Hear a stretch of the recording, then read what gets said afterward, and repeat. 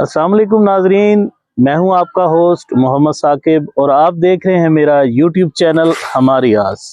नाजरीन, तमाम शकूक व शुबहात के बावजूद इलेक्शन 2024 का कामयाब इनकाद हो चुका। हर जमात यही बोल रही है कि धांधली हुई, तमाम जमातें धांधली का रोना रो रही हैं। आज हमारे साथ मौजूद हैं साबिक मरकजी रहनुमा मजलिस वहदत मुस्लिमीन के सैयद अदील अब्बास जैदी साहब। उनको प्रोग्राम में खुशामदीद कहेंगे और उनसे जानेंगे कि इलेक्शन 2024 के इनकाद के बाद जैसा कि पाकिस्तान तहरीक इंसाफ मजलिस वहदत मुस्लिमीन पर अंधा एतमाद कर रही है, तो इसकी क्या वजूहात हैं और इसके पस पर्दा क्या महरक़ात हैं। आइए जानते हैं सैयद अदील अब्बास जैदी साहब से। बिस्मिल्लाहिर्रहमानिर्रहीम। बहुत शुक्रिया साकिब भाई, आपने अपने ख्यालात का इज़हार करने का मुझे मौका फराहम किया। जहाँ तक आपके सवाल का ताल्लुक है तो देखिए, इसमें दो तीन चीज़ें हैं।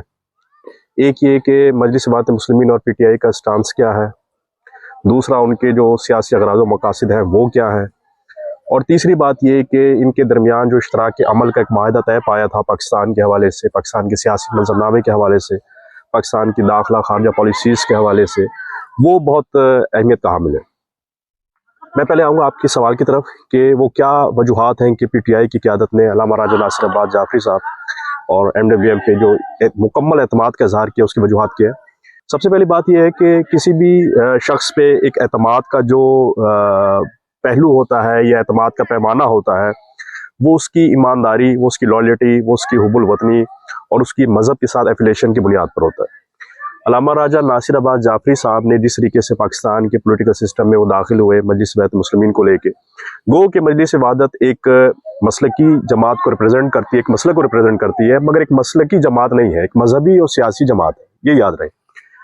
तो इस बुनियाद पे जो उनका एक स्टांस था, शहीद कायद मिल्लत जाफरिया पाकिस्तान अल्लामा शहीद आरिफ हुसैन अल हुसैनी ने जो एक विजन दिया था सियासी, मजलिस वहदत मुस्लिमीन ने उस विजन को आगे बढ़ाया। उसमें कुछ ज़्यादा रॉकेट साइंस समझने की जरूरत नहीं है, इसमें आम फहम चीज़ें थी। पाकिस्तान को एक सॉवरन कंट्री बनाना, अल्लामा इकबाल और कायदे आज़म का पाकिस्तान बनाना, यानी हमारे फैसले हमारे मुल्क में होने चाहिए, चाहे वो दाखिला पॉलिसीज़ हैं, चाहे वो खारजा पॉलिसीज़ हैं, चाहे करप्शन के हवाले से हमारे मसाइल हैं, चाहे बदउनवानी समेत जो एक सियासी अफरा तफरी है, चाहे फिर वाराना मसाइल हैं। इन तमाम मौज़ूआत को लेकर PTI और MWM की क़यादत के दरमियान काफ़ी अरसे से, तकरीबन आप यूँ समझिए कि 10-12 साल से एक जो राब्ता चला आ रहा था, उसकी बुनियाद पे इनका जो कुछ मफाहमत तय पाई। 2013 के इलेक्शन के बाद से दोनों जमातें जो है एक दूसरे के करीब हुई।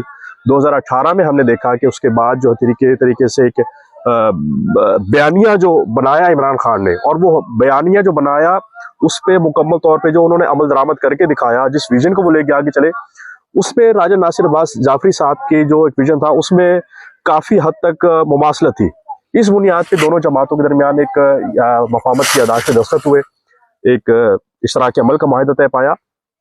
और मैं ये वाज़ेह करता चलूँ कि आपने देखा होगा मुख्तलिफ मीडिया चैनल्स पे अल्लामा राजा नासिर अब्बास जाफरी साहब जो तशरीफ़ फरमा है, आ रहे हैं मुसलसल, वो एक ही बात बयान करें कि हम बिला मशरूत, गैर मशरूत तौर पर खान साहब के साथ खड़े। यानी उनको ये एक मौका था कि एक जमात जब अपनी 100 के लगभग सीटें कौमी असम्बली की आपकी झोली में डाल रही है, आप किस हद तक वो एतमाद कर रही है। यानी ट्रस्ट लेवल ये है अल्लामा राजा नासिर अब्बास जाफरी साहब पे, इमरान खान साहब का, कि वो अपनी पूरी जमात को, अपनी पूरी सियासत को इस वक्त की मौजूदा वो अल्लामा राजा नासिर अब्बास साहब के हाथ में दे रहे हैं। तो ये ट्रस्ट लेवल बहुत अहमियत रखता है। और ये जो है ये दो तरफा, एक तरफा नहीं है ये मामला, ये दो तरफा है। यानी राजा साहब भी खान साहब पे मुकम्मल एतमाद कर रहे हैं और खान साहब भी राजा साहब पे मुकम्मल एतमाद कर रहे हैं। तो ये जो एक एतमाद का जो आपने सवाल किया था, तो मुझे यकीन है कि आपको सब इस बारे से जवाब मिल गया होगा। ये एतमाद बनाया गया है, ये अल्लामा राजा नासिर अब्बास साहब ने बनाया, और इसी तरह का एतमाद खान साहब ने बनाया है कौम के ऊपर। जिस तरीके से कौम उन्हें सपोर्ट कर रही है, जिस तरीके से उनसे उम्मीदें वाबस्ता की हुई है, ये उसी का नतीजा है। और जहाँ तक ये मामला कि भाई आगे किस तरह चलेंगे, ज़ाहिर है हर जमात की अपनी अपनी पॉलिसी होती है, मगर कुछ चीज़ें आपको मुश्तरकात पे लेके आती हैं हर जमात। इसका ये मतलब नहीं है कि PTI MWM में जम हो जाएगी या MWM PTI में जम हो जाएगी। दोनों की जमातों के अलग अलग मंशूर हैं, अलग अलग अगराज़ व मकासिद हैं, मगर जो चीज़ें पाकिस्तान के हवाले से अहम है उस पर हमारा इत्तफाक उनके साथ है। और इंशाल्लाह उम्मीद करते हैं कि जिस तरीके से चीज़ें आगे बढ़ रही हैं और जिस तरीके से प्रेशर है, एक रियासती जबरी एक तसल्लुत चला आ रहा है और रियासती दबाव है पीटीआई पे और इस तरीके से एमडब्ल्यूएम पे भी माजी में रहा है और है भी इस वक्त भी, उस तमाम तर दबाव को खातिर में ना लाते हुए अल्लामा राजा नासिर अब्बास जाफरी साहब जो खान साहब ने उन पर एतमाद किया है, उस पर मुकम्मल तौर पर ना सिर्फ पूरा उतरेंगे बल्कि हम एक नए पाकिस्तान की तरफ जाएंगे, वो पाकिस्तान जिसका ख्वाब अल्लामा इकबाल ने देखा था और जिसकी ताबीर कायदे आजम ने की। 2024 का ये इलेक्शन जो हुआ है, क्या कहते हैं, धांधली की बहुत सारी शिकायत मसूल हो रही हैं, हर जमात यही रोना रो रही है। मौलाना फजलुर रहमान साहब खुलकर जो है वो गुज़श्ता रोज जो है वो मीडिया पर आ गए, तमाम ही जो है वो धांधली का जो है वो रोना रो रही हैं। तो इसमें कितने आप समझते हैं हकायक हैं धांधली में? क्या धांधली वाकई इस इलेक्शन में बेतहाशा धांधली हुई? देखिए जी, मेरे ख्याल में ये धांधली नहीं हुई, ये धांधला हुआ है। इस मरतबा जो आवाम के मैंडेट के साथ खेल खेला गया, रातों रात नताइज तब्दील किए गए। पहली बात ये कि जब अगर कभी धांधली होती है, कोई अगर एमपीए की सीट है तो उस पर 1000, 2000, 3000 के वोटों को आगे पीछे किया जाता है। अगर कौमी असेंबली की नशिस्त है 5-7 हज़ार वोट आगे पीछे होते हैं। मगर हमने देखा 8 और 9 फरवरी की जो रात थी, उस दौरान जो चीज़ें तय पाई थी, मैं एक आपको चीज़ वाज़ेह कर दूं कि कुछ शख्सियात की मुलाकात हुई इस्लामाबाद में 8 और 9 फरवरी की रात को, जो हमारे तक इत्तलात पहुंची हैं, और उसमें नवाज शरीफ और जरदारी बजाते खुद तो मौजूद नहीं थे मगर इनकी नुमाइंदगी थी, मौलाना फजलुर रहमान साहब की नुमाइंदगी थी, एमकेएम की नुमाइंदगी थी, और इनको ये बावर कराया गया कि अगर तो आप लोग नहीं बैठते तो ये सारी सीटें, ये हुकूमत, ये खान ले जाएगा। अगर आपने ये समझ, अगर अपने ज़ाती मामलात और पार्टी के जो मसाइल हैं वो अंदरूनी तौर पर हल ना किए तो ये मामला हमारे हाथ से निकल जाएंगे। लिहाजा वहाँ पे पावर शेयरिंग का फार्मूला तय पाता है। और फिर एक दफ़ा फिर जो है आपने देखा कि 12-1 बजे के बाद मुख्तलिफ मुल्क के मुख्तलिफ हिस्सों में इंटरनेट को डाउन किया गया, मोबाइल सर्विस ख़त्म की गई। ये तमाम चीज़ें ये वो बहाने थे जिनकी वजह से जो आवाम को ये पागल या बेवकूफ़ बनाने की कोशिश थी कि ये बावर कराया जाए कि भाई कोई मसला आ रहा है, नेट की वजह से जो रिजल्ट आगे पीछे हुए, एक जवाब फराहम करने के लिए सब कुछ किया गया। और वो जो धांधली नहीं, जो धांधला किया गया, जिस तरीके से बुरे तरीके से अवामी मैंडेट को रोना गया, इसकी तवक्का हम पहले कर रहे थे।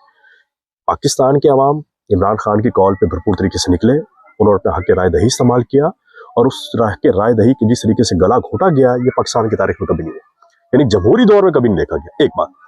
दूसरी बात, जिस तरीके से आपने जिक्र किया कि मौलाना साहब भी और दीगर लोग भी इस पे सवाल उठा रहे हैं, जहाँ तक मौलाना साहब का ताल्लुक है, वो तो देखिए जी, वो अपना हमेशा वजन बढ़ाने के लिए करते हैं। हमेशा मौलाना साहब ने अपना एक वेट बनाया, इसको ब्लैकमेल किया दूसरी पार्टियों को इक़्तिदार में आने के लिए। जब उनकी दाल नहीं गली तो इसके बाद उन्होंने ये धांधली का रोना शुरू कर दिया। लिहाजा अब एक यहाँ पे 2 फैक्टर्स हैं। एक ये कि मुस्लिम लीग नून की क़यादत ये देख रही थी, यानी मियाँ नवाज शरीफ साहब ये देख रहे थे कि जो हालात चल रहे हैं, ये कुछ दिनों के अंदर अंदर ये मामला दूसरी तरफ भी जा सकते हैं। और हमारे पास जो चूंकि अवामी मैंडेट था नहीं उनके पास, वो तो एक चूचू का मुरब्बा उन्होंने बना के जो है एक हुकूमत बनाने की कोशिश की, एक विक्ट्री स्पीच जो की, यानी हैरत की बात है कि 50-60 सीटें लेने वाला, और वो भी दिलवाई गई जिस बंदे को सीटें। और यानी आप यूँ कहिए कि रेस में अकेले दौड़ते हुए वो तब भी नहीं जीत पाए, और आके वो विक्ट्री स्पीच कर रहा है, वो बंदा कह रहा है कि जी हम हुकूमत बनाएंगे। किस मुँह से कह रहा है? जब उसको यह एहसास हुआ कि ये हुकूमत कमज़ोर होगी, लिहाजा उन्होंने छोटे मियाँ साहब को आगे कर दिया। और जरदारी साहब माशाल्लाह जो एक सियासत की शतरंज के एक बेहतरीन खिलाड़ी हैं, उन्होंने भी देखा कि भी इस वक्त हमारे पास सिंध है, और अगर हम मरकज़ में जाते हैं तो हम उसी तरीके से हमें मार पड़ेगी जिस तरीके से PDM की पिछले दौर की हुकूमत जो था 18-19 माह का, उसमें जो बेड़ा गर्क हुआ था पीपल्स पार्टी का। लिहाजा जरदारी वो गलती नहीं करना चाह रहे। उन्होंने आइनी ओहदे मांगे, यानी सदर का, चेयरमैन सेनेट का, इस तरीके से स्पीकर कौमी असेंबली का, कुछ एक आध गवर्नरशिप उन्हें मिल जाएगी। तो लिहाजा वो हुकूमत का हिस्सा नहीं बने। वोट वो देंगे जरूर, जिस तरह उन्होंने फरमाया, मगर वो हुकूमत का हिस्सा नहीं बने। जो इस फ्यूचर नजर आ रहा है मुझे इस पार्लिमान का, वो कितना मजबूत नजर नहीं आ रहा। ये बताइएगा, पंजाब में जो हो रहा है, आप देखें कि पाकिस्तान का सबसे बड़ा सूबा, और जो मजाक जो है वो पंजाब से किया जाने वाला है कि एक इतनी बड़ी जो जमात है उसको अपनी पूरी जमात में कोई ऐसा फर्द नहीं मिला कि जो पंजाब को संभाल सके। मेरा जो इशारा है वो आप समझ गए होंगे कि मरियम नवाज साहिबा की जानिब है, कि मरियम नवाज साहिबा को नामजद कर दिया गया है कि वो आने वाली हुकूमत में वज़ीर आला पंजाब का ओहदा संभालेंगे। तो क्या समझते हैं कि ये पंजाब की आवाम के साथ एक बहुत बड़ा मजाक नहीं है? ये मजाक तो पहले ही हो चुका है। जिस तरीके से 8-9 फरवरी की दरमियानी शब जो एक शमखून मारा गया है, ये जिस तरह 11 मई को याद किया जाता है मुख्तलिफ हवाला जात से, तो अब 9 फरवरी को भी याद किया जाएगा कि जो जिस तरीके से मैंडेट, अवामी मैंडेट का जो उन्होंने गला घोटा है। जहाँ तक आपके सवाल का ताल्लुक है, तो जिस तरीके से मरीम नवाज की एक पर्सनैलिटी है, जिस तरीके से उन्होंने, मैं समझता हूँ कि मुस्लिम लीग नून का जो बेड़ा गर्क करने में कलीदी किरदार अगर किसी ने अदा किया है तो वो मरीम साहिबा है। जिस तरीके से उन्होंने एक बयानिया बनाया है, एक तरफ वो खान साहब पे तनकीद करती थी कि उन्होंने बदतमीज़ नौजवान पैदा कर दिए हैं और वो जो नस्ल आगे जाके पाकिस्तान की क्या खिदमत करेगी। इसी तरीके से बीबी मरियम ने जो एक बड़ी बयानिया बनाया है सियासत में आके, कि वो किसी हद तक भी जो है वो पाकिस्तान के एक सियासी कल्चर का हिस्सा नहीं था, एक बात। दूसरी बात कि हमारी बदकिस्मती है, एक मरूसी सियासी निज़ाम एक चला आ रहा है और बहुत सी कुव्वतों को ये चाहिए, यानी जो पीछे से जो हैंडर्स हैं वो ये चाहते हैं कि इसी तरीके से मामला चले, इसी तरीके से मरूसी सियासत तक़वियत पाए और मामला जो है एक ही घर में, एक ही ख़ानदान में आगे पीछे होता रहे, कभी चचा बने, कभी भतीजी बने, कभी अब्बा बने, इसी तरीके से मामला चलते रहेंगे। मरीम नवाज का इस ओहदे पे नामजद होना बहुत, मैं यूँ कहूँगा कि दुख की बात है। तकरीबन 11-12 करोड़ लोगों पे वो जो हुक्मरानी करेंगी मरीम नवाज जैसी खातून, जिनकी कोई अहलियत नहीं है, जिनका कोई एक विजन नहीं है और जिनके पास कोई सलाहियत नहीं है सिवाय एक दूसरे पे कीचड़ उछालने के। जिस तरीके से वो अपने जलसों की तकरीरों में मशहूर है माशाल्लाह, वो वही कर सकती हैं, इसके अलावा वो कुछ नहीं कर सकती। लिहाजा फिर भी मैं समझता हूँ कि मुस्लिम लीग नून में कई ऐसे लोग हैं कि जो इस ओहदे के अहल थे मगर उनको फौकियत नहीं दी गई और ये मियाँ साहब ने, बड़े मियाँ साहब ने अपनी बेटी को नवाज के एक मरतबा फिर जो है पाकिस्तान के, ख़ासतौर पर पंजाब के अवाम के जो जज्बात थे उन पे उनके ज़ख्मों पे नमक छिड़का है। ये कोई एक अच्छा फैसला नहीं है किसी तौर पे भी। कैसे होगा, किस तरीके से चलेगी गवर्नमेंट, ये बात की बात है, मगर इंतखाब किसी हद तक भी पंजाब के लोग कबूल नहीं करेंगे। अच्छा, ये बताइएगा, कुछ खबरें आ रही हैं कि पाकिस्तान तहरीक-ए-इंसाफ और पीपल्स पार्टी के दरमियान भी जो है वो राब्ता हो गया है अभी और बाकायदा टीमें तश्कील दे दी गई हैं दोनों ही तरफ से, तो ये मुज़ाकरात शुरू हो गए हैं। तो क्या समझते हैं कि ये पाकिस्तान तहरीक-ए-इंसाफ का अच्छा फैसला होगा हुकूमत बनाने के लिए? पीपल्स पार्टी के साथ उनको मिलकर हुकूमत बनानी चाहिए या अपोजिशन में बैठना चाहिए? देखिए जी, मुज़ाकरात के दरवाजे हमेशा खुले रहने चाहिए, मुज़ाकरात होने चाहिए। जमहूरी लोग बैठते हैं, मुख्तलिफ इशूज़ पे डिस्कस करते हैं। हमने तारीख़ इस्लाम में देखा कि बड़े बड़े मसाइल पे जो है बड़ी बड़ी शख्सियात इकट्ठी हुई। मुज़ाकरात का रास्ता हमेशा खुला रहना चाहिए और मैं इसको खुशाइन समझता हूँ। जो मेरी इत्तलात है उसके मुताबिक ये पीपल्स पार्टी और PTI के जो मुज़ाकरात हैं, ये कोई पावर शेयरिंग के लिए या हुकूमत का हिस्सा बनने के लिए नहीं है। ये जो खान साहब ने वहाँ से अहकामात जारी किए हैं अडियाला जेल से अपने पार्टी रहनुमाओं को कि वो मुख्तलिफ जमातों के साथ रब्ता करें और इस हवाले धांधली के जो मामलात आए हैं उनको एक पेज पे लाया जाए, यानी उन जिसमें जमात इस्लामी भी शामिल है, जिसमें MDDM भी शामिल है, बाज़ हलकों में JUI ने भी मुतालबा किया दोबारा इलेक्शन कराने का, पीपल्स पार्टी को भी बाज़ इलाकों में, बाज़ हलकों में धांधली के जो थे शिकायत उनकी तरफ से सुनने को मिली, इस तरह MKM की तरफ से शिकायत हुई। लिहाजा जो ये धांधली के मसाले उनको एक पेज पे लाया जाए और ये जिस तरह उन्होंने कहा है कि वो सुप्रीम कोर्ट जाएंगे, तो एक अच्छा फैसला है। यानी राब्ता रखना जमहूरी लोगों के दरमियान, सियासी लोगों के दरमियान, ये अच्छी चीज़ है। मैं तो समझता हूँ कि मियाँ साहब के साथ भी राब्ता होना चाहिए। हाँ, जो उनका एक मौक़िफ़ है खान साहब का, उस पर वो डटे हुए हैं, उस पर कॉम्प्रोमाइज़ नहीं हो सकता, ना उन्होंने किया है ना ही वो करेंगे।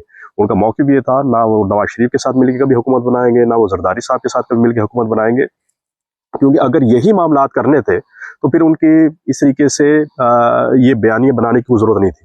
तो मेरा ख्याल है कि इन चीज़ों पर ही सिर्फ मुज़ाकरात होंगे, धांधली के मसाइल पे, उसके बाद चीज़ें हम देख सकते हैं कि क्या आगे मामलात होते हैं। अच्छा सर, क्या समझते हैं कि ये जो नून लीग हुकूमत बनाने जा रही है, अभी नज़र तो यही आ रहा है कि नून लीग की गवर्नमेंट जो आ रही है, तो पीपल्स पार्टी ने तो काबीना का हिस्सा बनने से भी इनकार कर दिया है कि हम काबीना का हिस्सा नहीं बनेंगे। तो क्या समझते हैं कि नून लीग की ये जो गवर्नमेंट है ये कितना अरसा निकालेगी? देखिए जी, मैंने पहले अर्ज़ किया कि जरदारी साहब बड़े अच्छे तरीके से खेले इस मरतबा और उनकी ख्वाहिश ये है कि वो हुकूमती ओहदों के भी मज़े लें और अपने आप को उससे जो एक आगे हुकूमत को चैलेंजेस दरपेश होंगे, मसाइल दरपेश होंगे, उसको उसका हिस्सा ना बनाए। यानी पहले तो पीपल्स पार्टी पे खासतौर पे सिंध में लोगों ने इल्ज़ाम लगाया कि भाई आप PDM हुकूमत का हिस्सा थे और आप भी उसमें शरीक है, महंगाई के मसाइल हैं, बदअमनी के मसाइल हैं, सियासी अफरा तफरी जो थी उसमें आप भी बराबर के शरीक थे। लिहाजा इनको एहसास हुआ कि इस वजह से शायद हमें वोट कम पड़ा है। लिहाजा अब जरदारी साहब ने बड़ी होशियारी समझदारी के साथ जो है ये फैसला किया है कि सदारत का ओहदा, चेयरमैन सेनेट का, इस तरह स्पीकर कौमी असम्बली का ओहदा लेंगे। हो सकता है पंजाब असम्बली का स्पीकर भी उनको मिल जाए, स्पीकरशिप भी उनको मिल जाए। इस तरीके से वो आईनी ओहदे लेंगे मगर वजारत नहीं लेंगे। इस तरीके से वो अपने आप को बचाने की कोशिश करेंगे ताकि उस गंद में इन्वॉल्व ना हो। और ना सिर्फ जरदारी साहब बल्कि मियाँ साहब भी, मियाँ नवाज शरीफ भी जानते हैं ये हुकूमत ज़्यादा देर नहीं चल सकेगी। और मुझे समझ नहीं आती कि शहबाज शरीफ जो दो मरतबा वज़ीर आला रह चुके हैं, वज़ीर आज़म भी रहे, जो एक इंतहाई एक पाकिस्तान की बदकिस्मती मैं कहूँगा कि है कि वो दोबारा वज़ीर आज़म का ओहदा संभालेंगे। उन जैसा मैं माजरत के साथ वो लफ्ज़ इस्तेमाल करना चाहूँगा कि इस तरीके से नाहिल वज़ीर आज़म मैंने अपनी ज़िंदगी में नहीं देखा। वो पाकिस्तान को दोबारा उसकी नुमाइंदगी करेंगे, पाकिस्तान की दोबारा जग हसाई होगी। और शहबाज शरीफ साहब ये समझते हैं कि वो ये ओहदा संभाल के बहुत कुछ हासिल कर लेंगे, मगर मेरा ख्याल है कि वो ये अपनी जग हसाई करवाने के अलावा, अपने लिए अपना मजाक उड़ाने के अलावा कुछ नहीं करा सकेंगे। और बड़े मियाँ साहब जो पीछे बैठ के सारा खेल देखेंगे और उसके बाद जो है दोबारा इलेक्शन की तरफ जाने की इन सब की तैयारी होगी। जी इरशाद साहब, बहुत शुक्रिया, आपने अपना कीमती टाइम दिया। तो इंशाल्लाह मुलाकात होगी आपसे अगले प्रोग्राम में। तब तक के लिए इजाज़त दीजिए। अल्लाह हाफिज़। पाकिस्तान जिंदाबाद।